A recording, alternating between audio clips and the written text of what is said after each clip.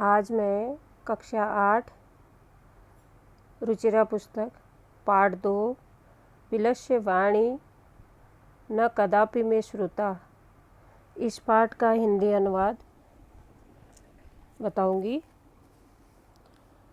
प्रस्तुत पाठ संस्कृत के प्रसिद्ध कथा ग्रंथ पंचतंत्रम के तृतीय तंत्र काकोलुकीयम से संकलित है।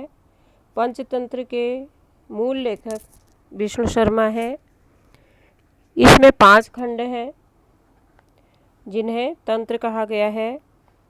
इसमें गद्य पद्य रूप में कथाएं दी गई हैं जिनके पात्र मुख्यतः पशु पक्षी हैं।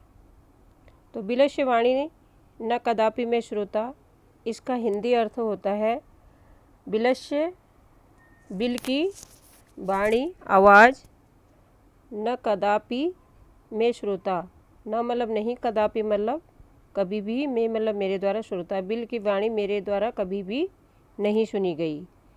तो आइए हिंदी अनुवाद के द्वारा कथा को समझें। कस्मिंश्चित् वने खर नखर नाम सिंह प्रतिवसति स्म। कस्मिंश्चित् मतलब होता है किसी, बने मतलब वन में, खर नखर नाम का सिंह शेर प्रतिवसति स्म रहता था। किसी वन में खर नखर नाम का शेर रहता था। सह कदाचित इतस्ततः परिभ्रमन् सुधार्थं न कदापि किंचिदपि आहारं प्राप्तवान्। सह मतलब वह, कदाचित मतलब कभी, इतस्ततः मतलब इधर उधर, परिभ्रमण मतलब घूमते हुए, सुधार्थम पेट की भूख को शांत करने के लिए, न मतलब नहीं, किंचिदपि कुछ भी, आहारम आहार भोजन, प्राप्तवान प्राप्त नहीं करता है। वह कभी अपनी पेट की भूख को शांत करने के लिए इधर उधर घूम रहा था, लेकिन कहीं भी उसे आहार भोजन प्राप्त नहीं हुआ। ततः सूर्यास्त समये एकां महती गुहां दृष्ट्वा स अचिंत्यत। ततः मतलब इसके बाद, सूर्यास्त समय, सूर्य जमा अस्त जमा समय, सूर्यास्त समय मतलब सूर्य के अस्त होते समय, यानी कि शाम के टाइम, संध्या के टाइम। एकां महती गुहां दृष्ट्वा, एक महती मतलब बहुत बड़ी, गुहां मतलब गुफा को, दृष्ट्वा मतलब देखकर, स अचिंत्यत वह सोचता है।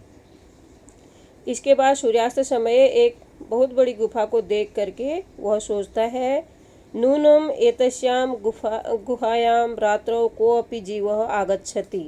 नूनम मतलब निश्चय ही, एतस्याम मतलब इस, गुहायाम मतलब गुफा में, रात्रौ रात को, कोऽपि कोई भी, जीवः आगच्छति कोई जीव आता होगा।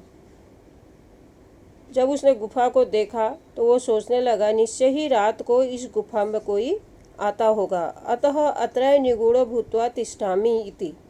अतः इसीलिए, अत्र जमा एव, यहीं पर ही, निगूढ़ मतलब छिप करके, अदृश्य, भूत्वा मतलब हो करके, तिष्ठामि यहीं पर अदृश्य होकर या छिपकर यहीं पर बैठता हूँ, इति ऐसा। एतस्मिन् अंतरे गुहाया स्वामी दधिपुंस नामक श्रृंगालः सम्मागच्छत्। कुछ समय बाद, एतस्मिन् अंतरे मतलब कुछ समय बाद, गुहाया गुफा का स्वामी, दधिपुंस जिसका नाम था, श्रृंगालः सियार, समागच्छत् कुछ समय के बाद गुफा का स्वामी दधिपुंस नामक सियार वहाँ पर आता है। स च यावत् पश्यति तावत् सिंह पद्धति गुहायां प्रविष्टा दृश्यते। स मतलब वह, च मतलब और, यावत मतलब जब, पश्यति मतलब देखता है, तावत तब, सिंह पद पद्धति सिंह के पैरों की पद्धति या चिन्ह, गुफा में प्रविष्टा मतलब प्रवेश करते हुए, दृश्यते दिखाई देते हैं, न च और बहिरागता बाहर आते हुए नहीं दिखाई देते हैं। जब गुफा का स्वामी दधिपुंस वहाँ पर आता है तो वह क्या देखता है कि शेर के पैरों के चिन्ह गुफा के अंदर प्रवेश करते तो दिखाई दे रहे हैं और बाहर को आते हुए नहीं दिखाई दे रहे हैं। श्रृंगालः अचिंत्यत, अचिंत्यत मतलब होता है सोचना। शियार सोचता है, अहो विनष्टो अस्मि, अहो मैं मारा गया, अरे मैं मारा गया। विनष्टो अस्मि मतलब हूँ, विनष्टो मैं मारा गया हूँ। नूनम अस्मिन बिले सिंह स्थिति, निश्चय ही, नूनम मतलब निश्चय ही, अस्मिन मतलब इस, बिले मतलब बिल में, सिंह मतलब शेर, स्थिति मतलब है तर्कयामी ऐसा सोचता है। निश्चय ही इस बिल में शेर है ऐसा मैं सोचता हूँ। तत् किम करवाणी, तो अब क्या करूँ। एवं विचिन्त्य ऐसा सोच करके, दूरस्थः रवम कर्तुर आरब्धः, दूरस्थ मतलब दूर से ही, रवम मतलब आवाज़, कर्तुम मतलब करना, आरब्ध मतलब आरंभ करता है। जब वो सोचता है कि बिल में शेर है तो दूर से ही आवाज़ करना शुरू करता है। तो क्या कहता है, भो बिल किम न समरसी, अरे बिल संबोधन किया गया है, संबोधन से आवाज़ दे रहा है। किम मतलब क्या, न मतलब नहीं, समरसी मतलब याद है, क्या तुम्हें याद नहीं है। यन मया त्वया सह, यन मतलब जो, मया मतलब मेरे, त्वया मतलब तुम्हारे, सह मतलब साथ, समय मतलब समझौता, कृतोस्ति किया गया था, क्या तुम्हें वो समझौता याद नहीं है जो तुम्हारे और मेरे बीच में हुआ था। यत मतलब जो, यदा हम बाह्यात प्रत्याग गमिष्यामि तदा त्वं माम अकार्यष्यसि, क्या समझौता हुआ था, जो समझौता हुआ था वो ये था, यदा मतलब जब, अहम मतलब मैं, बाह्यात मतलब बाहर से, प्रत्यागमिष्यामि मतलब वापस आऊँगा, तदा मतलब तब, त्वम मतलब तुम, माम मुझे, आकरिष्यसि मतलब बुलाओगी। जब मैं बाहर से आऊँगा तो तुम मुझे गुफा के अंदर से बुलाओगी, तुम गुफा से कहता तुम मुझे बुलाओगी। यदि त्वां माम न आह्वयसि तर्हि अहम द्वितीय बिलं यास्यामि इति। अब वो कहता है, यदि तुम मुझे न आह्वयसि न बुलाओगी, तर्हि तब अहम मैं द्वितीय बिलम दूसरे बिल में यास्यामि चले जाऊंगा ऐसा। अथ एतश्रुत्वा सिंह अचिंत्यत, इसके बाद एतश्रुत्वा मतलब यह सुन करके, सिंह मतलब शेर, अचिंत्यत सोचता है। नूनम एषाम गुहा, निश्चय ही, नूनम मतलब निश्चय ही, मेषाम लिखा है तो नूनम जमा एषाम, निश्चय ही यह गुहा, स्वामिनः अपने स्वामी को, सदा मतलब हमेशा, आवाहनम करोति बुलाती होगी, आवाहन करती होगी अपने स्वामी का। जब शेर ने यह बाहर से शियार की यह बात सुनी तो शेर अपने आप में सोचता है कि निश्चय ही ये गुफा अपने स्वामी को बुलाती होगी। परंतु मद भयात न किंचित वदती, परंतु मतलब लेकिन, मद भयात मतलब मेरे भय से, न मतलब नहीं, किंचित अभी बदती, ये मेरे भय से आज कुछ नहीं बोल रही है।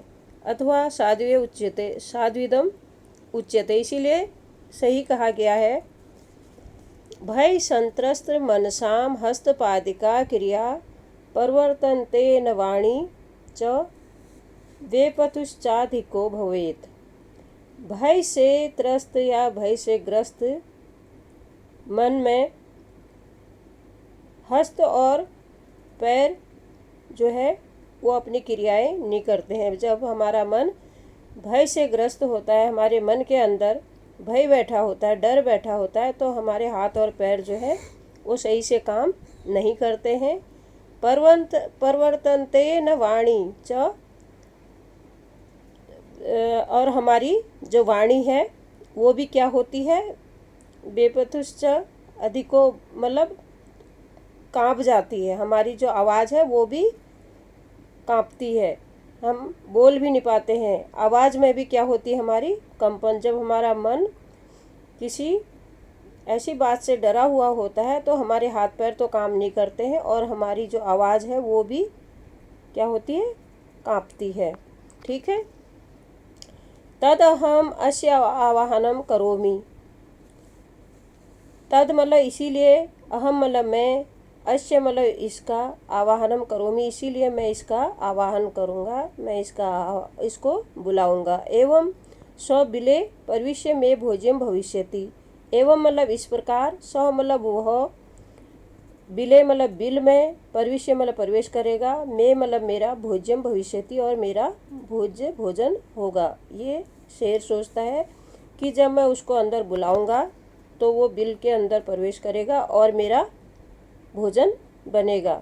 इत्थम विचार्य सिंह सहसा श्रृंगालस्य आवाहनम अकरोत्। इत्थम मतलब इस प्रकार से, विचार्य मतलब सोच करके, सिंह सहसा मतलब अचानक, श्रृंगालस्य मतलब शियार का, आवाहन मतलब श्रृंगार को बुलाता है, उसका आवाहन करता है।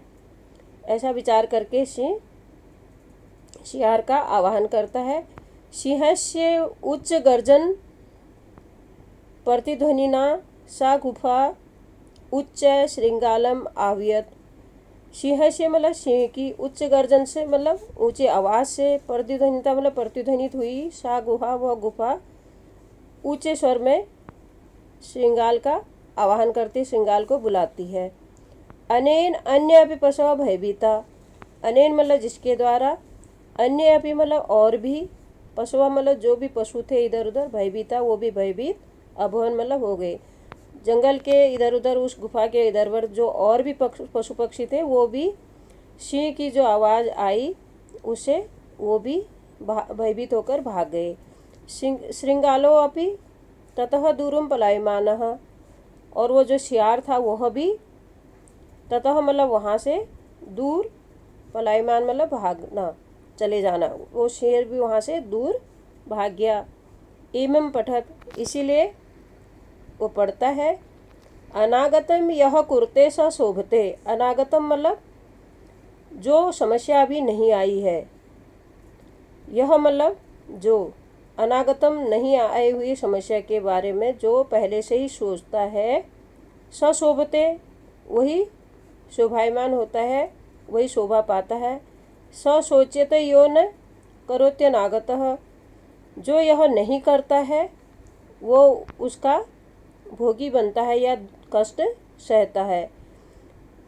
तो इसीलिए वो कहता है, बने अत्र, इस वन में, संसस्त मतलब रहते हुए, समागता जरा, मुझे जरा मतलब बुढ़ापा आ गया है, समागता आ गया है, वन में रहते हुए मुझे बुढ़ापा आ गया है। बिलस्य वाणी न कदापि में श्रुता। बिल की वाणी आज तक मेरे द्वारा कभी भी नहीं सुनी गई।